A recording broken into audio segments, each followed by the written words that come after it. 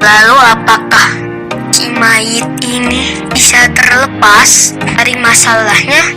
Jawabannya tergantung dia mau atau tidak. Pada kesempatan kali ini, gue mau share sebuah pengalaman pribadi gue dan juga teman-teman gue. Bagaimana kami itu dulu salah dalam menyikapi keuangan dengan berhutang. Intinya, kami waktu itu boncos karena salah berpersepsi akan hutang. Intinya gini, jangan sampai sebuah hutang itu dijadikan teman oleh kalian. Kalau enggak, bakal seperti cerita ngenes berikut ini. Jangan sampai terjadi. Punya penghasilan tapi cuma lewat doang, ada pemasukan tapi kapital loss, boncos, kering kerontang gak punya uang, merana berkepanjangan, madesu anjir. Inilah the true story of si Mayit. Berikut ceritanya. Yaps, gue mau nyeritain tentang si Mayit. Jadi di tempat kerja gue ada orang yang dijuluki sebagai si Mayit. Kenapa demikian? Nih orang terjerembab di kubangan hutang yang tak berkesudahan. Hari ini gajian, 2 hari kemudian dia dah gak punya uang, kayak ayam dan kokorek di tong sampah nyari exo botol bekas. Gajinya selalu begitu saja, dan ironisnya semua itu berupa label. Padahal dia juga dibantu oleh sang istrinya yang sama-sama kerja, yang seharusnya ini adalah fundamental finansial yang bagus karena double income. Lalu utang mereka kemana?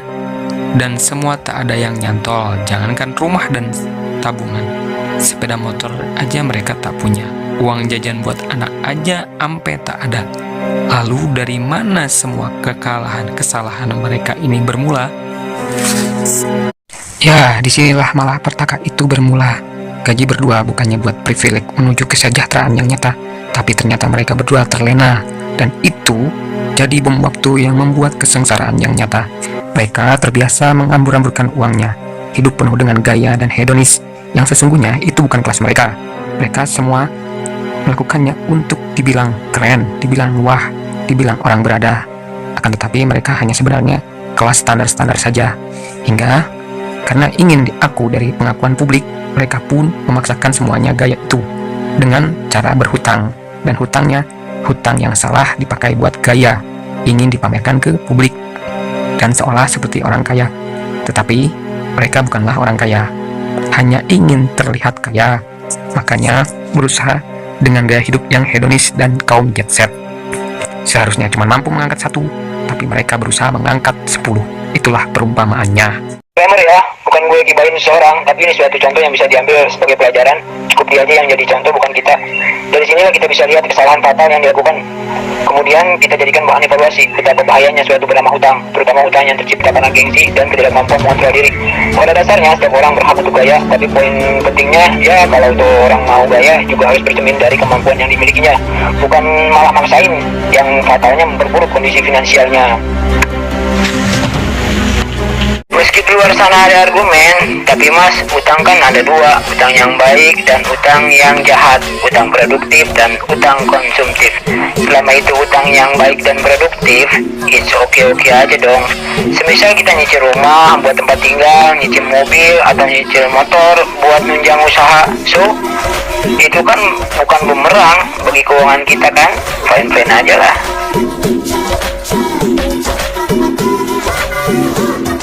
Itu benar. Bagian di sini gue bukan memerangi makhluk beraliansi seolah teman hidup bernama utang. Dalam kasus contoh si orang ini, bukan utangnya yang gue permasalahkan, tapi mindset salah dia tentang utang lah yang gue garis bawahi. Yaitu bagaimana dia mengelola keinginan yang gak terkontrol hingga utang dijadikannya teman, yang justru itu menjadi bom waktu baginya. Sah-sah aja sih kalau kita punya utang demi dapetin sebuah privilege, tapi ada aturan mainnya, dan ntar bakal gue bahas di lain video. Kembali lagi ke si Mayit, karena mindset dia yang salah. Kalian tahu siapa yang bakal jadi korban berkepanjangan? Anak-anaknya lah. Harusnya mereka bisa lanjutin hidup dengan nyaman. Lagi lucu-lucunya, lagi tumbuh-tumbuhnya, seharusnya menjadi aset yang nyata di kemudian hari bagi ortunya. Sekarang posisinya terancam. Sebuah resesi kehidupan yang diciptakan dengan bodohnya oleh ego orang tuanya. Ya, kalian pikir aja, bukan dagelan lah kalau mau jajan, mau makan, mau sekolah nggak punya bekal karena capital loss, nggak ada duit, ujung-ujungnya gali lubang, gali lagi. Miris, jangan kayak gini ya guys. Think smart. Lalu apakah si mayit ini bisa terlepas dari masalahnya? Jawabannya tergantung dia. Mau atau tidak, jangan bikin hutang lagi dan rubah gaya hidupnya. Yang jelas, kalian jangan ikutin langkah bodohnya. Think smart. Kami anak-anak